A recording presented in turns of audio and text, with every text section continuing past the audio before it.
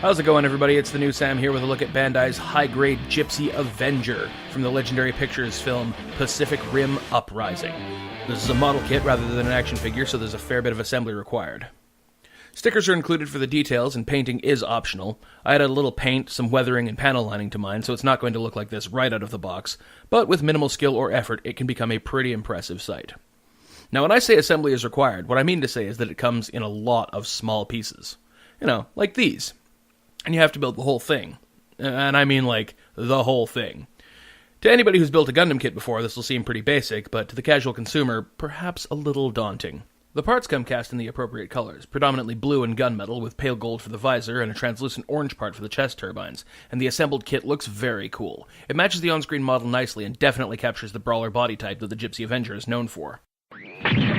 This thing is pretty well articulated, too, with a ball joint at the head and a hinged part at the base of the neck, but the shape of the armor tends to limit the range. The shoulders move out on a hinge, and the little flap at the top can move so it doesn't get in the way. The shoulders can also move forward a bit with the help of an internal joint that's fairly standard in Bandai's high-grade line, but no less appreciated. Now, due to their pegged-in nature, these parts on the back can swivel at their connection point. I don't know why you'd need it, but they do it. The elbows are double-jointed to allow for a decent amount of curl, and the hands are connected to the wrist via a ball joint, so that they can move pretty freely, too. There's also a bicep swivel up there to round out your standard high-grade arm posability. Ball joints at the waist and mid-torso allow for a pretty decent amount of crunch and arch, as well as some good side-to-side and hula action.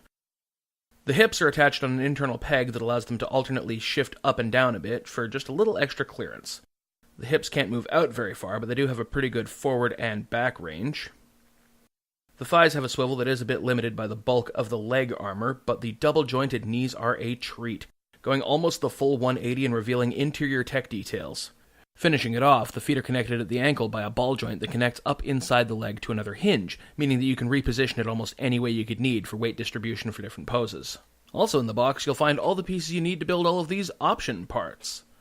First up, we have an open right hand, for which you simply pop the fist off, and then put the open hand in the socket.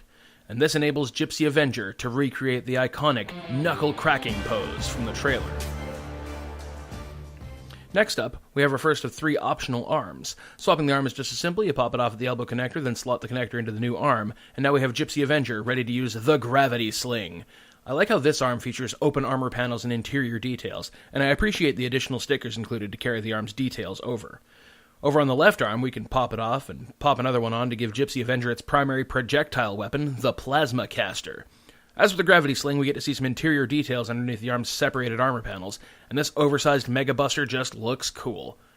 Also, if you wanted to go all akimbo, you can equip the gravity sling and the plasma caster at the same time, which looks like a pretty dangerous combination. Gravity sling to hold him in place, and then plasma caster to blow him away. For our final option part, we have to borrow the hand from the regular left arm before we swap it out. Putting the fist onto the new arm, we give Gipsy Avenger a melee option in the chain sword. Like the plasma caster, this is a carryover from Gipsy Avenger's predecessor, the Gipsy Danger from the first Pacific Rim movie. And this thing is such a badass weapon that the Gipsy Danger waited almost the entirety of the film to even use it. In any giant mecha series, you know that the final weapon that they reveal is always the strongest, and the chain sword is definitely no exception. Aside from option parts, this model has some other features as well. Coming around the back and popping the back armor off, you reveal a hole in its back that's conveniently the perfect size for the separately purchasable yellow LED unit. To get it ready to use, you need 2 LR41 or equivalent batteries. Then you put on the cover, screw it into place, pop it in the hole, find the switch, and... With the yellow light shining through the turbines, it adds a whole other dimension to an already impressive model. The added glow behind the translucent orange plastic brings it to life in the way that only electronic illumination can. In lower light, the turbines blaze, as though channeling an internal fire. The effect is really awesome. Finally, if you wanted to get some aerial poses out of this, there is a panel that you can pop off on the rear that is compatible with any Gundam action base using the often-forgotten flat connector, as opposed to the round peg that most things are compatible with these days. Simply plug it in, and you're ready to go. While flying poses might look a little out of place for the typically grounded Gipsy Avenger, using a stand you can definitely get into some cool jumping or dashing poses. Or you could just go all out and set it up for a good old-fashioned Rider Kick! Overall, this was a fun build and didn't require too much effort to look amazing. However, your mileage may vary depending on your level of patience or skill with model kits. If that's not your thing, then I can't honestly recommend it. But if you've built some gunplay in your day, then it's a quick, fun kit with nothing too fancy and well worth a look. Thanks for watching, and remember, I build stuff like this every week over on twitch.tv/TheNewSam, so come check us out sometime. Until then, be sure to like the video, subscribe to the channel if you haven't, and we'll see you guys in the next review. Goodbye.